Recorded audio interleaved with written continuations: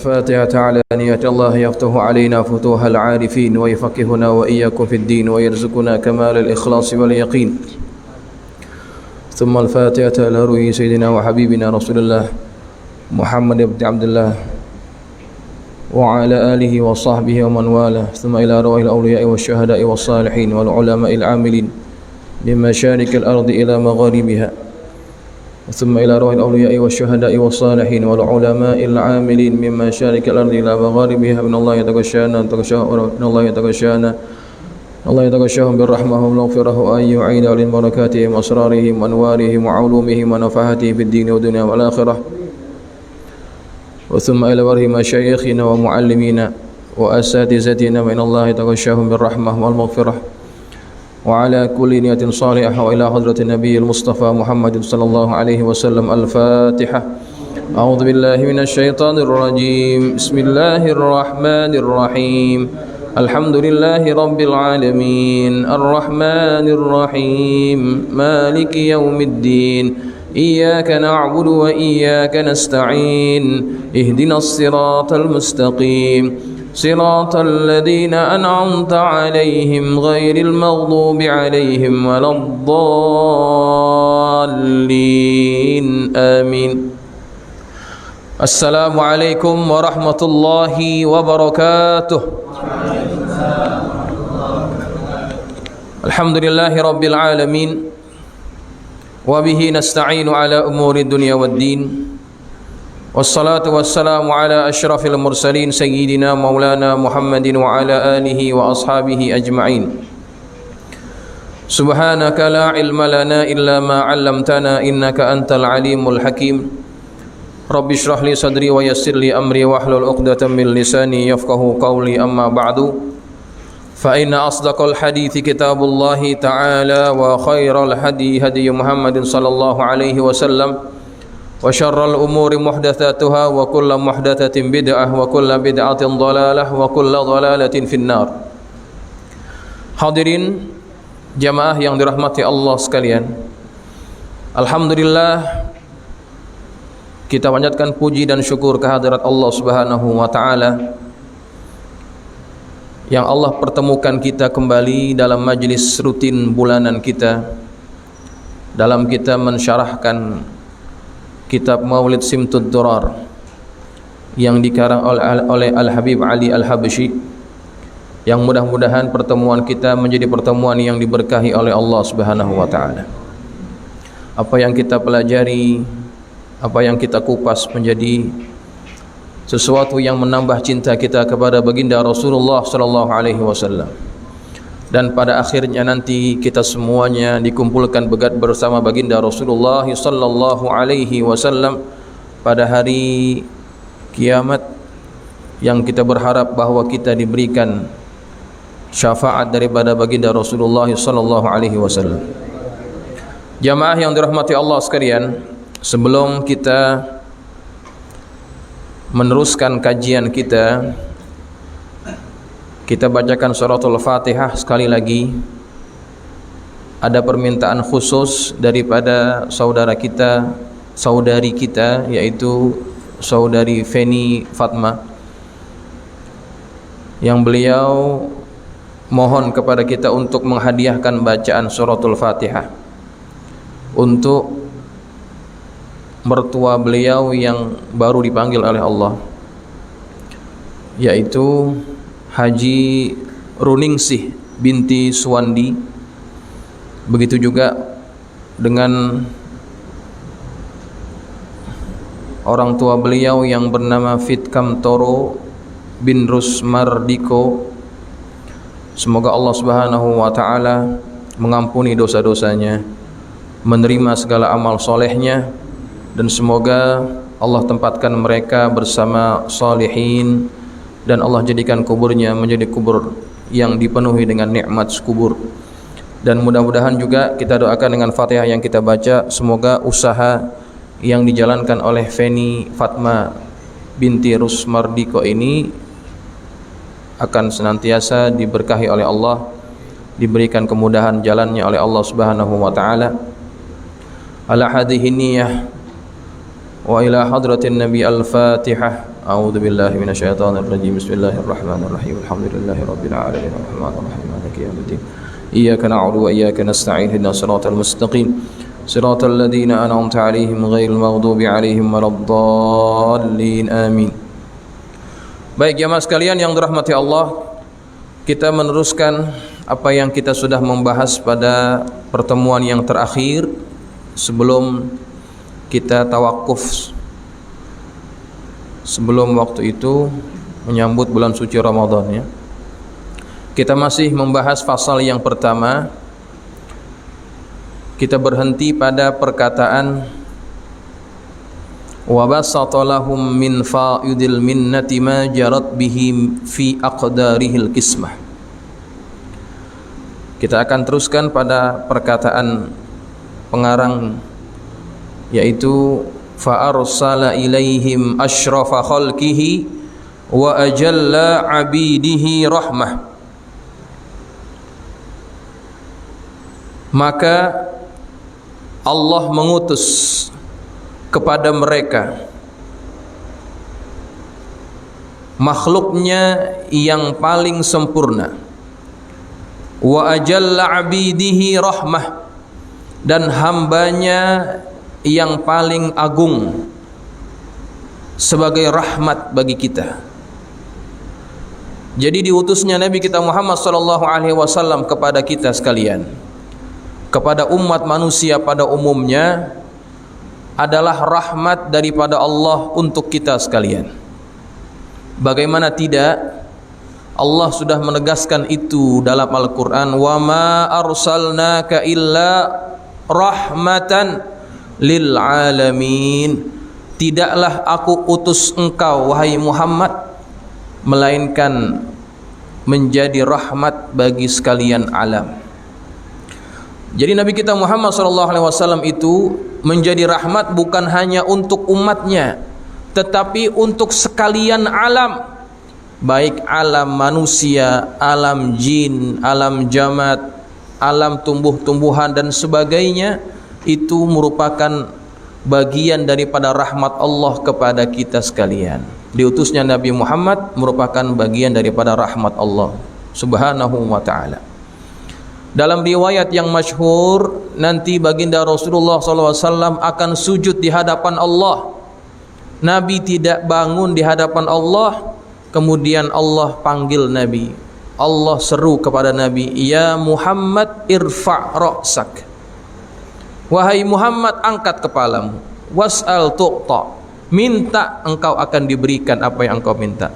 Washfa' tushaffa', berikanlah syafaat, mintalah syafaat, maka engkau diizinkan untuk memberikan syafaat. Nabi bangun, angkat kepalanya, minta kepada Allah untuk menyelamatkan umat-umatnya yang berada di dalam neraka, umat-umatnya yang sudah divonis masuk ke dalam neraka. Nabi minta kepada Allah untuk ditarik lagi keluar, diselamatkan oleh baginda Rasulullah SAW. Umatnya didahulukan.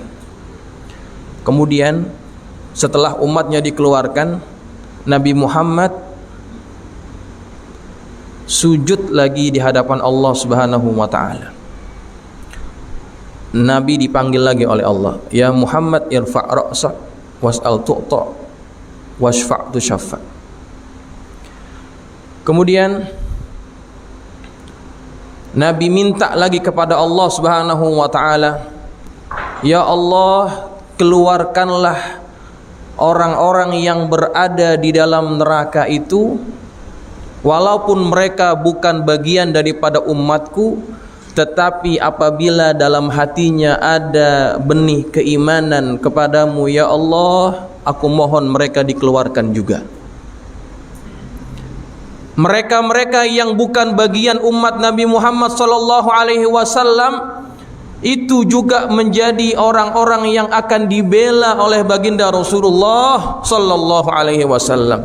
Ditarik mereka keluar dengan sebab syafaat dari baginda Nabi kita Muhammad SAW. Jadi Nabi Muhammad syafaatnya itu bukan hanya untuk kita semata, kita memang sudah pasti dapat. Tetapi mereka-mereka yang tidak sempat berjumpa dengan Nabi, yang mereka tidak sempat beriman dengan Nabi karena mereka tidak hidup bersama Nabi, namun dalam hatinya ada keimanan kepada Allah, mereka juga mendapatkan bagian daripada rahmat yang Allah berikan kepada Nabi Muhammad. Karena Nabi rahmatan lil alamin, semua kebagian rahmatnya.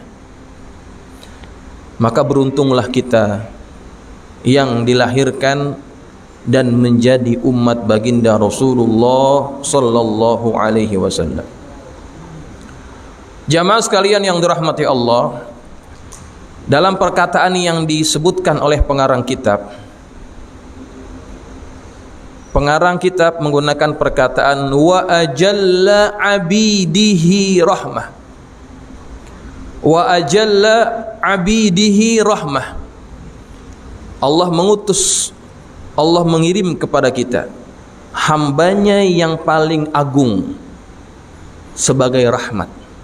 Ya, kalau kita lihat susunan ayatnya, susunan perkataannya, didahulukan perkataan abid, baru kemudian diikuti perkataan rahmat. Ya, sama seperti yang Allah sebutkan dalam Quran. Dalam surah Maryam, Allah Subhanahu wa taala berfirman, Kaf ha ya ain sad dzikru rahmati rabbika 'abdahu Zakaria. Ya, zikru rahmati rabbika 'abdahu Zakaria.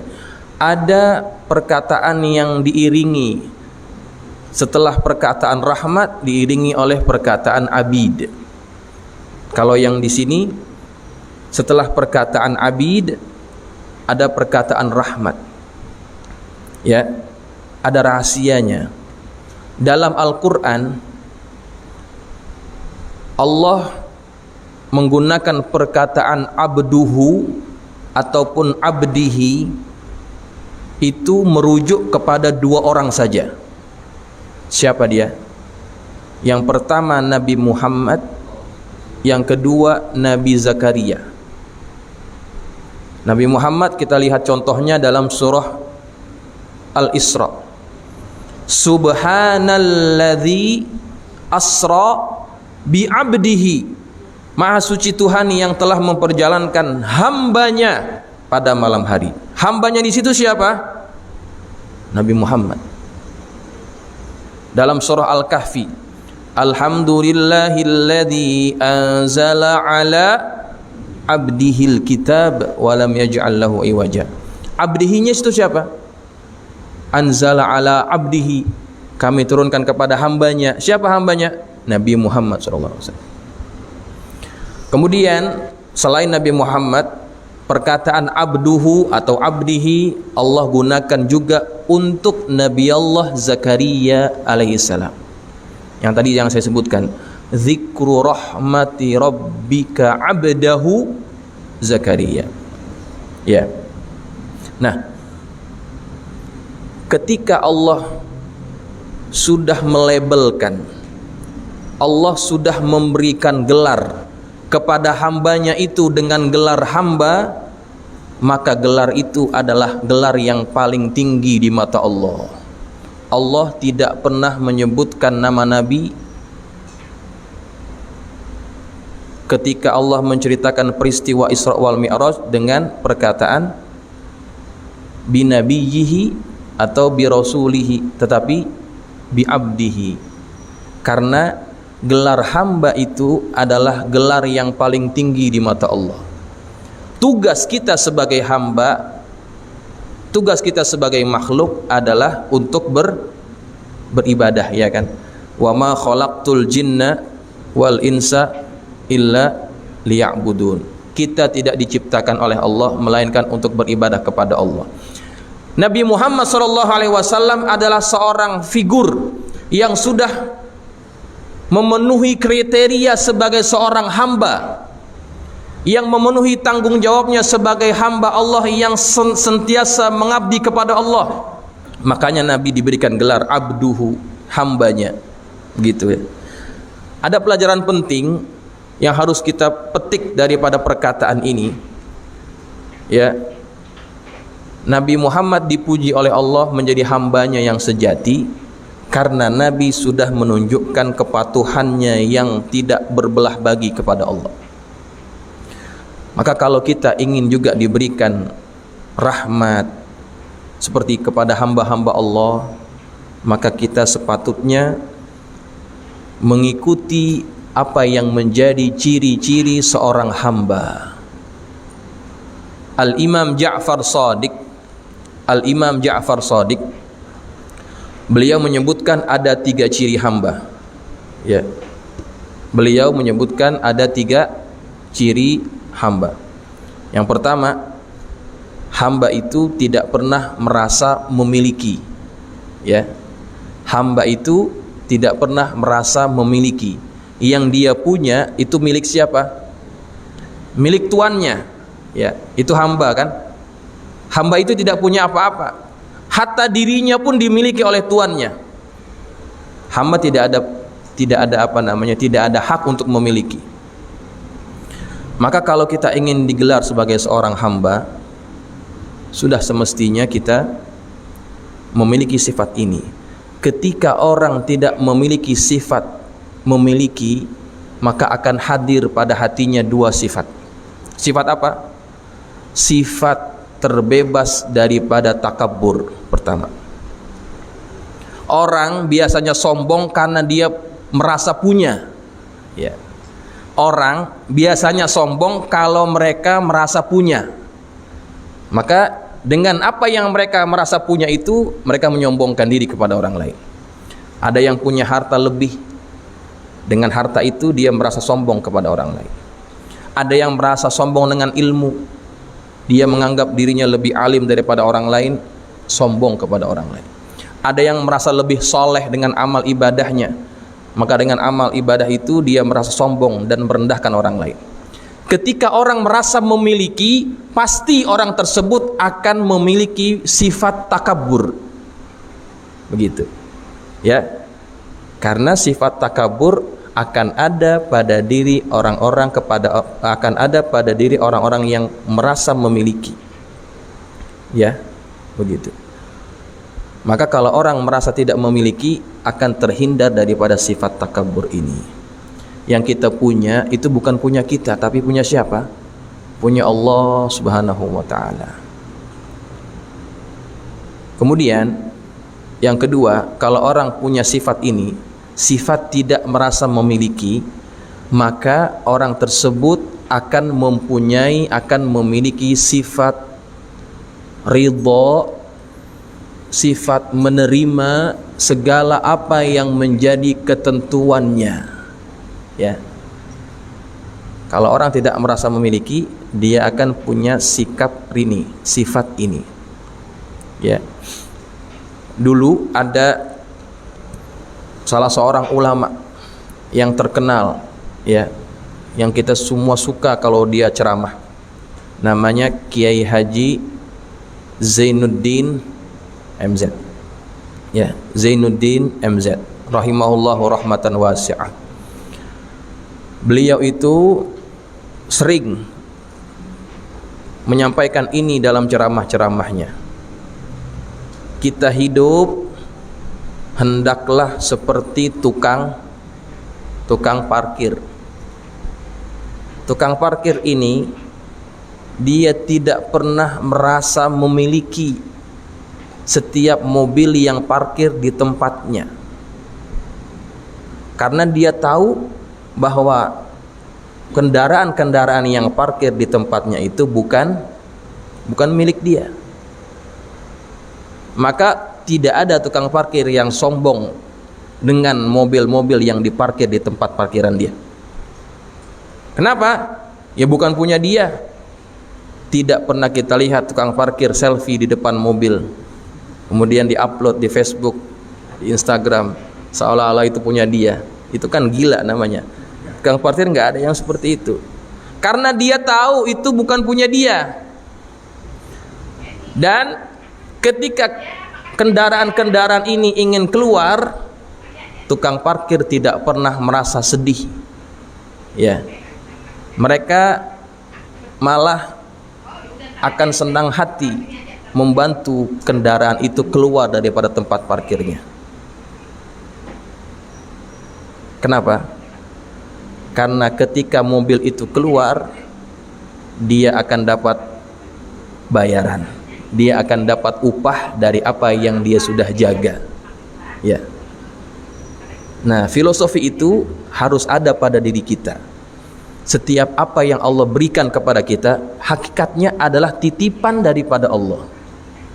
Entah itu harta, anak istri kita, ilmu yang kita ada, semuanya adalah titipan daripada Allah. Kapan saja Allah ingin ambil, itu punya siapa? Punya Allah. Maka orang yang memiliki ciri-ciri ini, hidupnya akan senantiasa ridha terhadap segala ketentuan Allah. Nah, hamba itu harus punya ciri ini. Ciri yang pertama ini, seorang hamba harus punya ciri tidak pernah merasa memiliki apa yang dia punya. Kalau kita merasa terlalu sedih kehilangan barang, ya, biasanya ngaji tapi nggak ngaji, alasannya apa? Motor hilang, gitu. Pusing mikirin motornya, kemudian tidak ngaji-ngaji lagi, ya. Seolah-olah hidup itu isinya cuma harta saja, padahal harta itu juga sifatnya adalah titipan kepada Allah, daripada Allah kepada kita. Baik, yang kedua, ciri-ciri seorang hamba itu adalah mereka senantiasa taat kepada tuannya. Hamba tidak ada pilihan melainkan hanya taat. Tidak ada tawar-menawar. Kalau ada hamba Allah yang mengaku hamba Allah, tapi terhadap apa yang Allah sudah tentukan dalam Quran, mereka masih memilih dan memilah. Oh, ini haram, oh ini halal. Makan babi haram, nggak usah. Minum arak haram, nggak usah, kita tinggalkan. Tapi giliran apa? Giliran riba, entah dulu.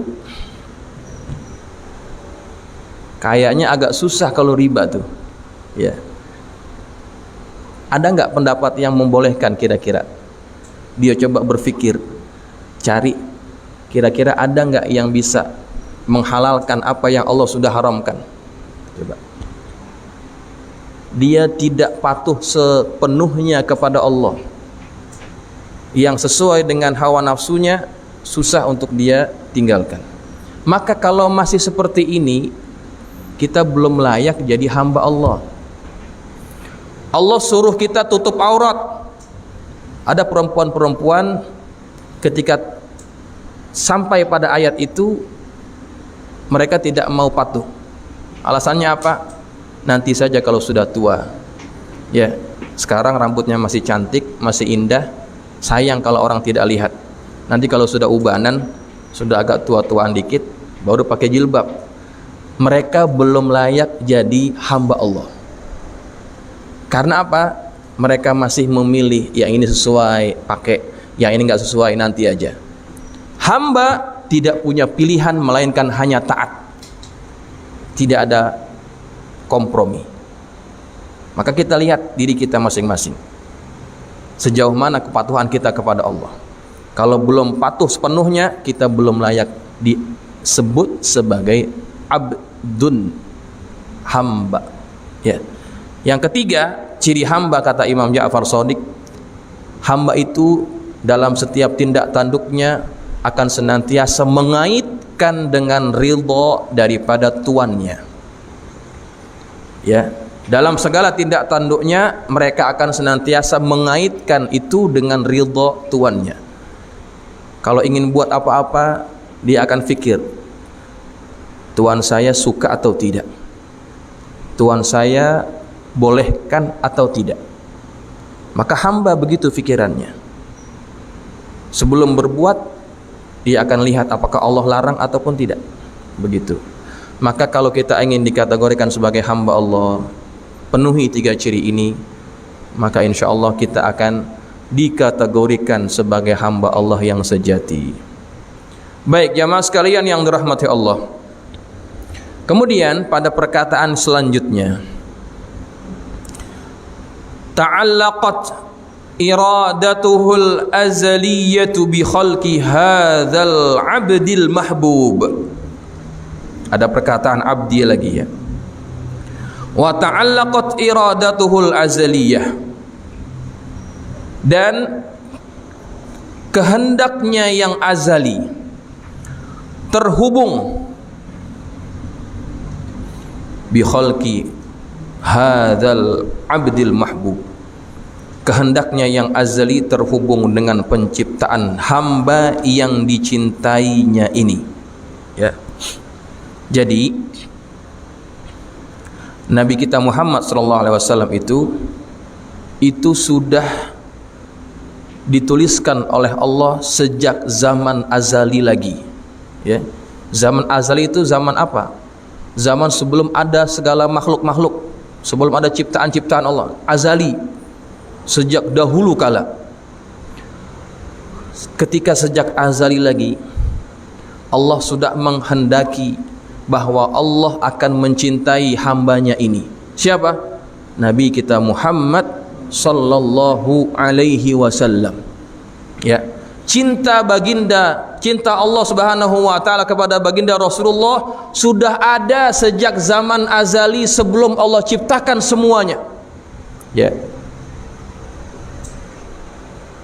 Dan kita dapat buktikan itu, walaupun Nabi belum terlahir ke atas dunia itu, tapi cinta Allah sudah ada. Buktinya ketika Nabi Adam diciptakan oleh Allah, Nabi Adam melihat di atas pintu-pintu surga itu tertulis nama Nabi Muhammad sallallahu alaihi wasallam. La ilaha illallah Muhammadur Rasulullah. Adam bertanya kepada Allah, ya Allah, siapa Muhammad? Siapa Muhammad? Maka dijelaskan bahwa Muhammad itu adalah Nabi yang berasal daripada keturunanmu, yang dia adalah kekasihku. Nabi Muhammad belum diciptakan, tetapi cintanya sudah ada. Cinta Allah kepada baginda Rasulullah sudah ada. Digandengkan nama Nabi dengan nama Allah. Dan tidak ada nabi-nabi yang diutuskan melainkan mereka akan diminta perjanjian bahwa mereka akan beriman dan membela Nabi Muhammad sallallahu alaihi wasallam seandainya mereka berjumpa dengan Nabi kita Muhammad sallallahu alaihi wasallam. Itu bisa kita lihat dalam surah Ali Imran ayat yang ke-81. Allah Subhanahu wa taala berfirman, wa idz akhadallahu mitsaqan nabiyyina lama ataitukum min kitabin wa hikmah thumma ja'akum rasulun musaddiqun lima ma'akum la tu'minunna bihi wa la tansurunnah. Kata Allah begitu dalam Al-Quran, surah surah Ali Imran ayat yang ke-81. Dan ingatlah ketika Allah mengambil perjanjian setia dengan para nabi. Allah berfirman, lama ataitukum min kitabin wa hikmah. Sesungguhnya apa jua kitab dan hikmat yang aku berikan kepada kamu. Thumma ja'akum rasulum musaddiqul lima ma'akum. Kemudian datang pula kepada kamu seorang rasul yang mengesahkan apa yang ada pada kamu. La tu'minunna bihi wa la tansurunnah. Kata Allah, hendaklah kamu bersungguh-sungguh beriman dan hendaklah kamu bersungguh-sungguh menolongnya. Allah ambil janji setia para nabi ini. Wahai para nabi sekalian, kalau nanti datang kepada kalian nabi yang membenarkan, mengesahkan apa yang ada pada kalian, maka hendaklah kalian beriman dengan sungguh-sungguh kepadanya, dan hendaklah kalian menolongnya secara sungguh-sungguh. Allah ambil itu. Setiap nabi, bukan hanya nabi yang dekat dengan zamannya Nabi kita Muhammad SAW. Dari zaman sebelum itu diambil semuanya janji setia itu. Kemudian kata Allah apa? Qala aqrartum, apakah kalian mengakuinya? Apakah kalian ingin mengakuinya? Kalian patuh terhadap perjanjian itu? Wa akhadhtum ala dzalikum isri, dan kalian bersedia mengikat janji setia itu? Qalu aqrarna, kata mereka, kami berikrar, kami mengakui dan menerimanya. Kemudian kata Allah, qala fashhadu, jika demikian saksikanlah kamu, wa ana ma'akum minasyahidin, dan aku juga menjadi saksi bersama-sama kamu. Nah, ini ayat menjadi bukti. Walaupun Nabi belum dilahirkan, tapi setiap Nabi yang diutuskan sebelum Nabi Muhammad, semuanya wajib beriman dengan Nabi Muhammad SAW. Keagungan itu hanya ada pada baginda Rasulullah. Bahkan setiap orang yang ingin masuk Islam, setiap orang yang ingin masuk Islam, walaupun dia belum berjumpa dengan Nabi Muhammad, mereka hidup pada zaman Nabi sebelum Nabi Muhammad, mereka wajib bersyahadat dengan dua kalimat syahadat. Bisyahadatain, asyhadu an la ilaha illallah wa asyhadu anna Muhammadar Rasulullah. Wajib. Kalau tidak menyebutkan itu, tidak sah iman mereka. Kemuliaan itu hanya untuk baginda Rasulullah sallallahu alaihi wasallam. Ya. Baik jamaah sekalian yang dirahmati Allah. Kemudian dalam satu riwayat yang lain, Nabi kita Muhammad SAW bersabda, kuntu awwalal anbiya'i fil khalqi wa akhirahum fil ba'ts. Ya. Ini kita sering dengar ini, di mana ini? Sifat dura kan? Ya. Ada kan disebut gitu ya. Kuntu awwalal anbiya'i fil khalqi wa akhirahum fil ba'ts. Aku, kata Nabi, adalah Nabi yang pertama dari segi penciptaannya, tetapi aku adalah Nabi yang terakhir dalam hal diutuskan. Ya, diciptakannya sudah sejak zaman azali, tetapi diutusnya menjadi Nabi akhir zaman. Gitu. Ya. Apa rahasianya? Apa rahasianya Nabi Muhammad SAW diutus menjadi Nabi akhir zaman, bukan Nabi di awal? Apa rahasianya? Rahasianya adalah untuk menunjukkan kepada kita tentang kemuliaan yang ada pada baginda Rasulullah SAW. Buktinya apa? Setiap Nabi yang sebelum Nabi dilahirkan itu wajib beriman dengan Nabi Muhammad. Kalau Nabi diutuskan pada awal-awal sebelum Nabi yang lainnya, kita tidak dapat melihat bukti itu. Ya, maka Nabi diciptakan, diutuskan menjadi Nabi akhir zaman, kita dapat mengetahuinya bahwa setiap Nabi itu wajib beriman dengan Rasulullah. Ini menjadi bukti bahwa Nabi punya kedudukan yang tinggi di mata Allah Subhanahu wa ta'ala. Baik, kemudian jamaah sekalian yang dirahmati Allah,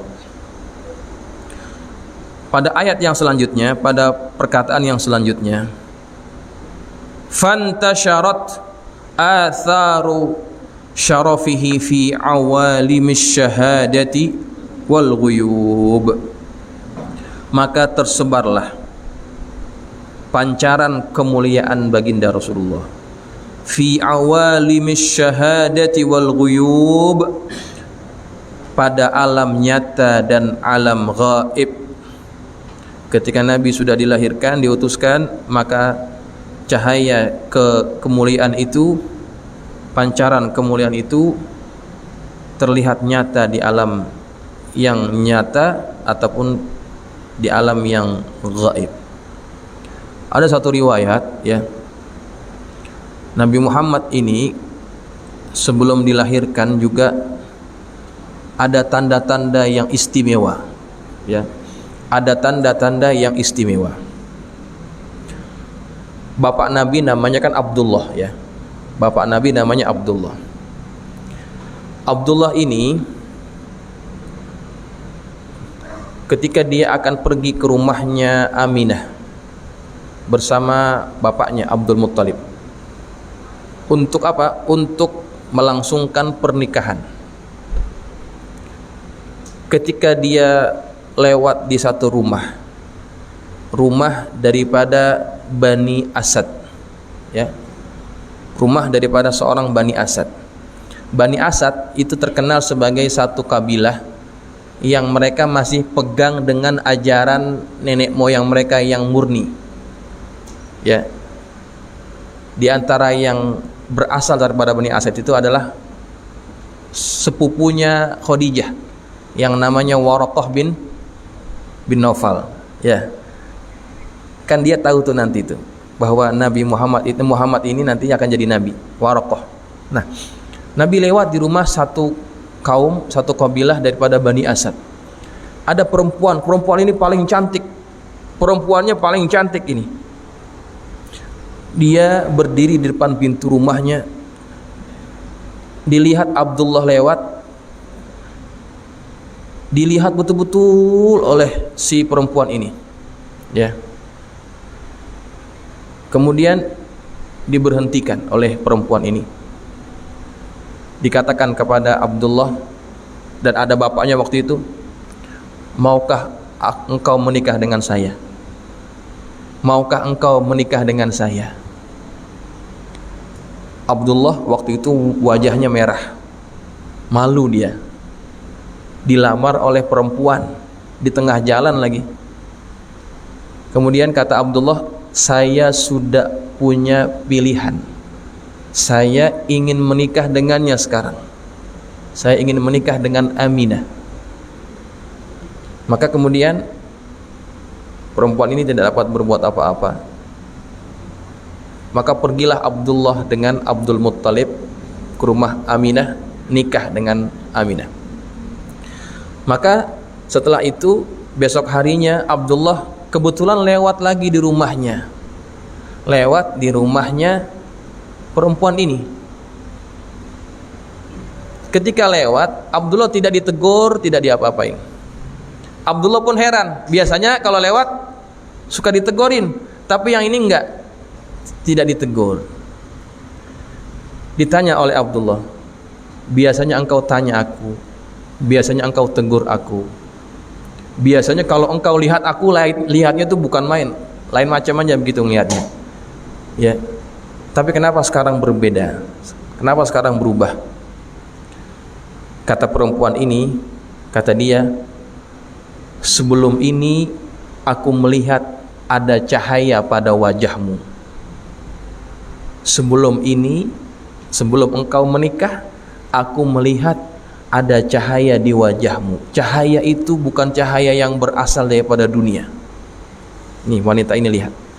Maka aku sebetulnya ingin cahaya itu pindah kepada aku. Tetapi sekarang cahaya itu aku sudah tidak lihat lagi. Setelah dia nikah dengan Aminah, cahaya itu sudah hilang. Pindah kemana?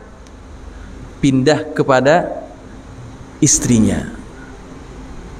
Maka ketika Aminah melahirkan Nabi kita Muhammad SAW, dalam riwayat yang sahih, Aminah melihat cahaya yang terang benderang, yang cahaya itu dapat menerangi istana yang berada di negeri Syam. Negeri Syam kan jauh ya. Cahaya itu dapat menerangi hingga ke istana yang ada di negeri Syam. Ketika baginda Rasulullah SAW dilahirkan oleh ibunya. Ya. Nah, maka inilah yang merupakan kemuliaan yang Allah berikan kepada baginda Rasulullah SAW. Maka cahaya itu betul-betul nampak di alam dunia ini, ya. Semuanya kebagian daripada kemuliaan baginda Rasulullah SAW. Kemudian pada perkataan yang selanjutnya, fama ajalla hadzal manna alladhi taqarrama bihil mannan. Betapa agung anugerah ini yang dilimpahkan oleh yang maha pemurah. Wa ma a'zama hadzal fadl alladhi baraza min hadratil ihsan. Dan betapa agung keutamaan ini yang tampak dari sumber kebagusan, ya. Suratan kamilatan zaharat fi haikalim mahmud. Rupa yang sempurna yang tampak dalam bentuk insan yang terpuji, ya. Keutamaan yang Allah berikan akhirnya terwujud kepada satu insan yang memiliki sifat-sifat yang terpuji secara fisik ataupun secara akhlak. Nah, siapa itu? Nabi kita Muhammad sallallahu alaihi wasallam. Suratan kamilatan zaharat fi haikalim mahmud. Dipuji oleh pengarang kitab, Nabi Muhammad itu memiliki haikal. Haikal itu apa? Ini ada yang namanya haikal nih. Apa haikal? Tubuh. Tubuh badan. Mahmud yang terpuji. Ya. Digambarkan oleh pengarang, Nabi Muhammad itu mempunyai sosok tubuh yang sangat terpuji penciptaannya. Ya. Tidak ada cacat dan celanya sedikit pun pada tubuh baginda Rasulullah SAW. Manusia itu dipuji dengan dua sebab, ya. Manusia dipuji dengan dua sebab. Yang pertama sebab akhlaknya, yang kedua sebab penciptaannya, tubuh badannya ataupun keturunannya. Itu dua sebab itu. Dan Nabi kita Muhammad SAW memiliki dua-duanya. Akhlaknya sangat terpuji, bentuk tubuhnya juga sangat terpuji. Nanti kita akan kupas betapa baginda Rasulullah itu sangat sempurna penciptaannya. Dalam Syama'il Muhammadiyah disebutkan bahwa Nabi Muhammad itu rambutnya tidak lurus, tidak keriting. Tidak lurus, tidak keriting. Apa namanya? Ikal, ya. Bahunya lebar, ya. Matanya yang putihnya itu sangat putih, tidak ada bercampur-campur dengan yang merah-merah, tidak. Sangat-sangat putih seperti mata anak bayi yang baru lahir, begitu. Hitamnya juga sangat hitam. Kemudian baginda Rasulullah SAW ini tubuh badannya tidak terlalu tinggi, tidak terlalu rendah, pertengahan, ya, sangat sesuai. Kemudian juga Nabi kita Muhammad SAW rambutnya, selain tadi disebutkan rambutnya ikal, panjangnya itu ada tiga riwayat. Riwayat pertama yang disebut wafroh, rambut Nabi segini, semana? Sekuping, wafroh. Riwayat yang berikutnya Nabi juga pernah rambutnya panjang, jummah. Jummah itu apa? Rambutnya sampai ke sini, sampai ke bahu. Nabi pernah rambutnya panjang sampai ke bahu. Yang ketiga yang namanya limmah, ya. Limmah itu semana? Antara kuping dan bahu. Itulah cara orang-orang Arab menjaga rambut mereka. Ukurannya ada 3. Sampai ke bahu namanya jummah, pertengahannya namanya limmah, yang di atas lagi namanya wafroh, ya. Sahabat yang pernah melihat Nabi, tidak ada orang yang rambutnya seukuran limmah seperti Nabi bagusnya, ya. Limmah tadi semana? Nih, ya. antara ya, antara. Tidak ada orang yang rambutnya seukuran 5 yang sebagus rambutnya Rasulullah SAW.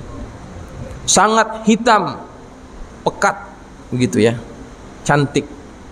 Dan Nabi kita Muhammad SAW, beliau suka meminyaki rambutnya dengan minyak zaitun. Kemudian Nabi kita Muhammad SAW, setiap keringat yang keluar daripada tubuhnya itu akan mengeluarkan bau minyak seperti bau minyak wangi yang paling harum. Ya. Nabi kalau berkeringat, maka keringatnya itu akan menjadi minyak wangi yang paling harum. Ada sahabat Nabi yang dia adalah ibunya Anas bin Malik, namanya Ummu Sulaim. Nama asalnya Humaisah. Nabi ini suka tidur di rumahnya Anas. Ya. Nabi tidur di atas tikarnya. Kalau orang tidur biasanya keringetan kan? Ya. Kalau orang tidur biasanya keringetan. Nabi juga begitu. Ketika tidur di rumahnya Anas bin Malik, yakni di rumahnya Ummu Sulaim, Nabi keringetan di atas tikarnya. Maka ketika Nabi bangun, masih ada bekas-bekas keringatnya Nabi. Diambil botol, kemudian dipungutin minyaknya itu, keringatnya itu, dikumpulin, ditaruh di botol, diambil, diseka sedikit-sedikit, masukin ke botol. Nabi tanya, buat apa? Buat apa engkau kumpulkan keringatku, wahai Ummu Sulaim? Kata dia, aku jadikan ini sebagai minyak wangi, karena tidak ada minyak wangi seharum keringatmu ya Rasulullah. Ya. Tidak ada minyak wangi yang melebihi wanginya badan Rasulullah sallallahu alaihi wasallam. Dalam satu riwayat daripada Jabir bin Samurah, annahu sallallahu alaihi wasallam masaha khaddahu, qala fawajadtu li yadihi bardan warihan ka'annama akhrajaha min ju'nati attar. Nabi pernah memegang janggutnya Jabir bin Samurah, dipegang, ya, dipegang, dielus-elus. Orang Arab kan paling suka ya, orang Arab paling suka dipegang apanya? Janggutnya, jenggotnya. Kalau orang kita jangan main-main. Ya, kalau kita marah, kita kalau dipegang jenggot, kurang ajar namanya. Orang Arab paling suka. Maka satu ketika Nabi mengelus-elus, mengusap-ngusap janggutnya Jabir bin Samurah. Kemudian dia berkata, "Fawajadtu li yadihi bardan." Aku mendapati di tangan Nabi itu seperti ada yang dingin gitu ya. Tangannya dingin. Warihan, seperti ada angin gitu ya. Ada bau gitu. Ka'annama akhrajaha min ju'nati attar. Ada baunya seperti baru dicelupin di minyak wangi tangannya itu. Baunya itu luar biasa harumnya. Masya Allah. Kemudian dalam riwayat yang lain, apabila Nabi itu dipegang tangannya oleh orang, musafahah dengan Nabi, ya, itu tangan yang bersentuh dengan tangan baginda Rasulullah SAW, wanginya nggak hilang seharian. Wanginya tidak hilang seharian. Minyak wangi apa yang daya tahannya seperti itu? Ya, dicondet. Ada nggak minyak wangi yang kayak begitu? Kalau tersentuh dengan badan, seharian tidak hilang baunya. Wa yad'u yadahu ala ra'sis sabi. Pernah Nabi pegang tangannya itu di atas kepala anak-anak. Dipegang kepala anak-anak. Fayu'rafu min bainis sibyani birihiha. Maka akan ketahuan anak mana yang diusap palanya sama Nabi. Ketika dia main nih sama anak-anak yang lain, Ketahuan yang mana yang habis diusap sama Nabi kita Muhammad SAW. Dari mana ketahuannya? Dari baunya. Coba, bocah biasanya kan bau apa? Bau matahari kan? Iya. Tapi kalau Nabi sudah pegang palanya, ketahuan ini anak habis disentuh baginda Rasulullah SAW. Tuh, ya. Makanya disebutkan di sini kan, suratan kamilatan zaharat fi haikalin mahmud. Yang keluar daripada tubuh Nabi itu tidak ada yang menjijikkan. Wangi keringatnya harum. Bahkan kotorannya, tahu tidak kemana kotoran Nabi pergi? Apakah Nabi kotorannya seperti kotoran kita yang bau busuk? Ya. Dalam satu riwayat, kana idza arada an yataghawwata, Nabi itu kalau ingin buang air besar, insyaqqatil ard, bumi itu akan terbelah. Bumi akan terbelah. Fabtala'at ghaitahu, maka bumi yang terbelah itu akan menyerap, ya, menyerap apanya? Kotorannya Nabi masuk ke dalamnya, seperti ada kakusnya. Wa baulahu, begitu juga air kencingnya Nabi. Tidak ada yang merata-rata di atas lantai ataupun di atas tanah, tidak. Langsung diserap dan bumi itu terbuka. Wa fahat lidzalika raihatun thayyibah, maka yang tinggal adalah malah bau wangi. Najisnya tidak ada. Najisnya tidak ada. Satu ketika Aisyah radhiyallahu taala anha masuk kamar mandi. Setelah Nabi masuk, ya, Nabi keluar, Aisyah giliran masuk. Kamar mandi zaman Nabi kan jangan dianggap sama seperti kamar mandi zaman kita, ya. Kalau kita kan habis buang air langsung kita siram. Zaman itu kan tidak seperti itu. Ketika Aisyah masuk ke kamar mandinya itu, dia bertanya, "Fala nara minka syai'an minal adza." Ya Rasulullah, kami tidak pernah melihat sesuatu pun daripada kotoranmu. Kemana? Aisyah pun penasaran, kemana kotoran engkau wahai Rasulullah? Ya. Kata Nabi, "Ya Aisyah, wahai Aisyah, au ma alimti, tidakkah engkau tahu, innal arda, sesungguhnya bumi itu, tabtali'u ma yakhruju minal anbiya'i fala yura minhu syai', bahwasannya bumi akan menelan apa yang keluar daripada para nabi dan tidak akan dapat dilihat sedikit pun daripada itu. Kotorannya tidak ada, semuanya diserap, ditelan oleh bumi. Semua nabi, bahkan semua nabi, bukan hanya Nabi kita Muhammad SAW. Keutamaan yang Allah berikan kepada para anbiya, ya, kepada para anbiya. Begitu, supaya tidak ada sesuatu yang dianggap menjijikkan kepada baginda Rasulullah SAW, ya. Begitu. Dalam satu riwayat yang lain, ini hadis daripada Ali radhiyallahu anhu, ghasaltun nabiyya, aku memandikan jasad baginda Rasulullah. Waktu itu Nabi sudah wafat. Yang mandikan Ali di antaranya. Fazahabtu, aku pergi, anzuru ma yakunu minal mayyiti, aku pergi dan aku lihat apa yang terjadi pada mayitnya Rasulullah, ya. Falam ajid syai'an, aku tidak jumpa apapun. Dimandikan, tidak keluar apapun dari najisnya, dari apanya, enggak ada.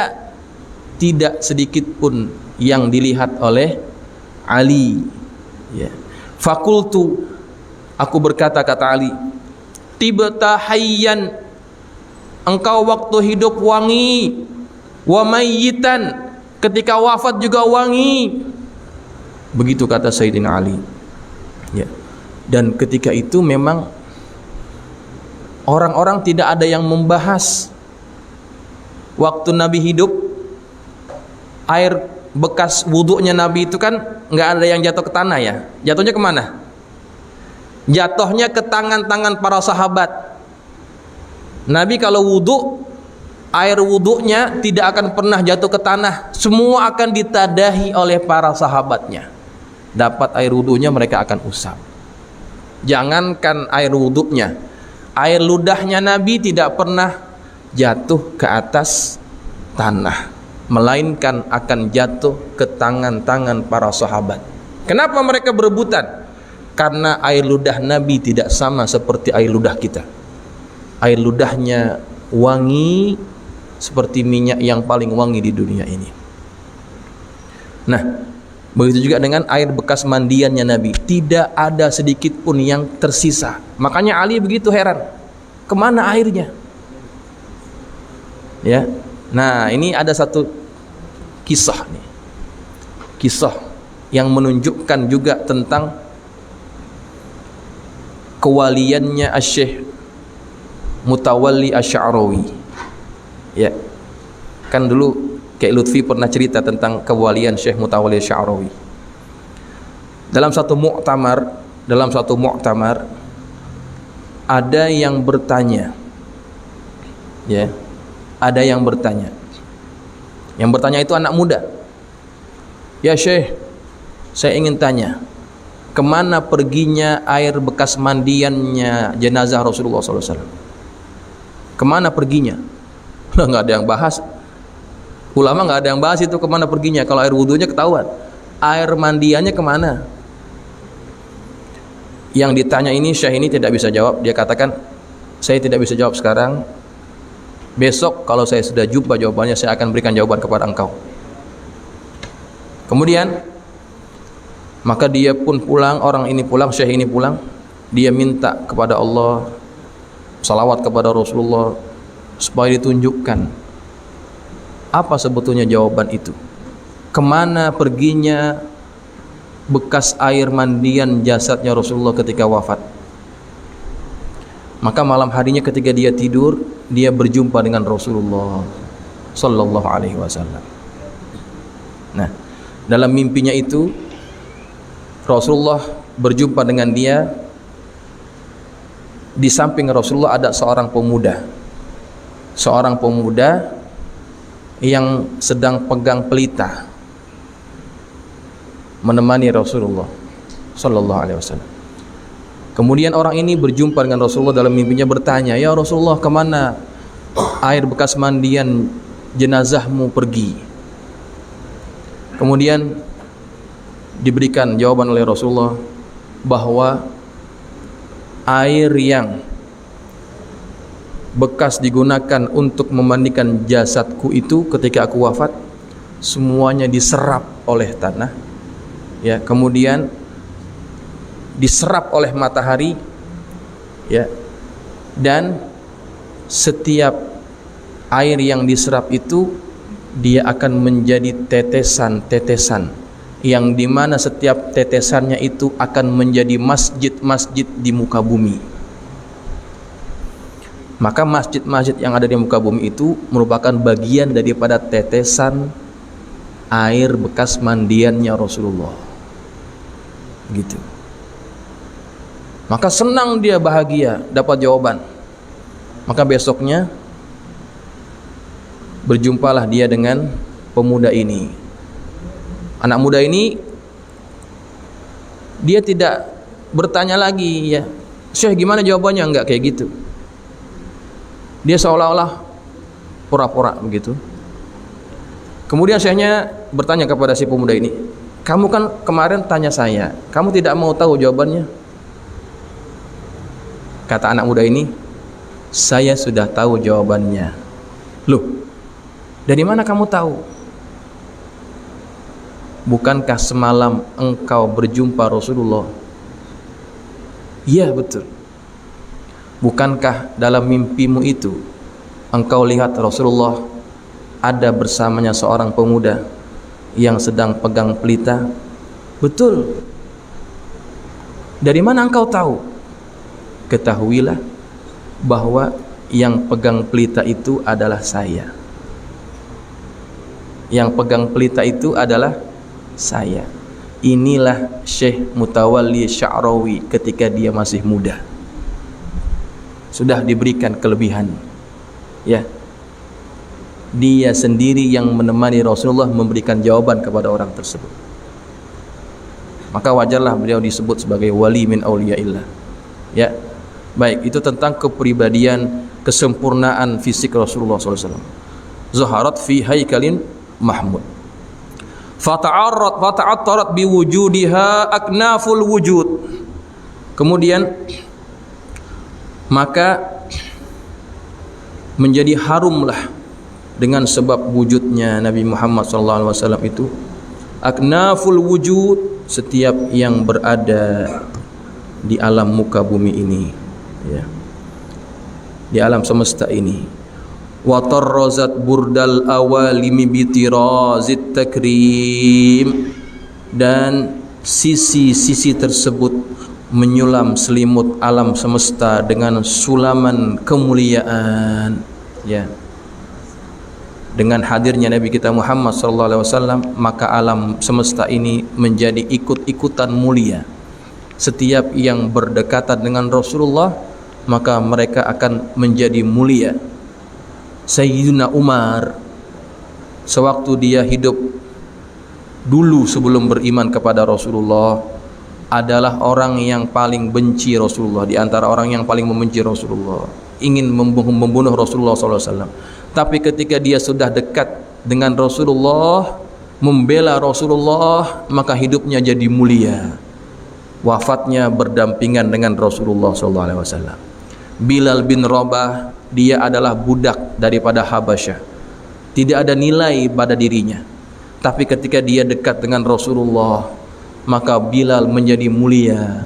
Bahkan sendalnya lebih dulu mendahului Nabi ketika Nabi berada di dalam surga. Setiap yang dekat dengan Rasulullah, maka mereka akan dimuliakan oleh Allah. Kalau kita ingin dimuliakan oleh Allah, maka jangan jauh-jauh dengan Rasulullah sallallahu alaihi wasallam.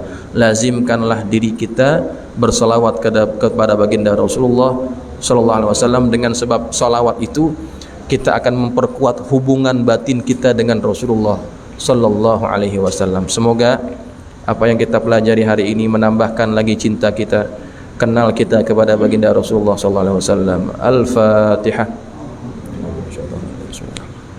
Alhamdulillah. Iya, kenal.